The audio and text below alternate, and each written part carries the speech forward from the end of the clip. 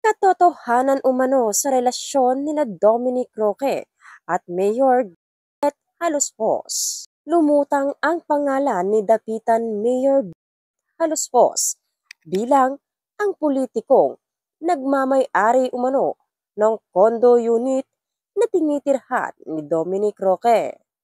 Nadawit ang alkalde sa hiwalayang Dominic at Bea Alonso dahil siya ang itinuturong owner daw ng condo unit na ginagamit ngayon ng dating aktor.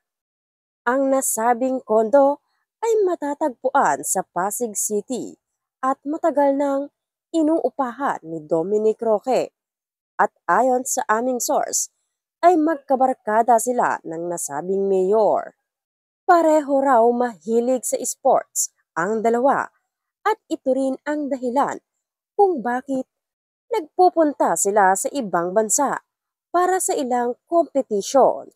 Kaya namin ito naisulat ay dahil magkakilala rin umano sina Bea at Mayor at sa katunayan ay ilang beses na silang nagkakasama sa mga events na hindi lang lumalabas sa social media ang kanilang mga larawan.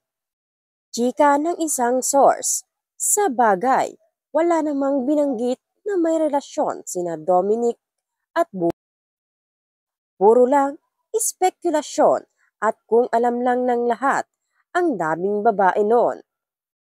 Sa kabilang banda ay may nasambit naman ang veteranong manunulat at host na si Jobert Socaldito sa YouTube channel niyang Jobert and Chops na may negosyo sina Dominic Roque at Mayor Halospos.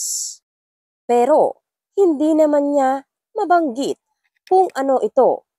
Pero sa pagkakaalam niya ay hindi ito hayagang ipinaalam sa publiko. Anyway, pinagdalhan kami ng litrato ng aming source na sa isang event ay nasa iisang lamesa sina Mayor Dominic Roque at Bea Alonso at panay nga raw ang kuhanan nila roon. Feeling ko yung dahilan ng hiwalayan nina Dominic at Bea tungkol sa plano nilang kasal. Saka maraming outside forces na nakikialam, sabi ng aming source. Tunay kaya ang chikang ang inorderan daw ng engagement ring ni Dominic Roque na ibinigay niya kay Bea Alonso ay kakilala ni Mayor Halospos.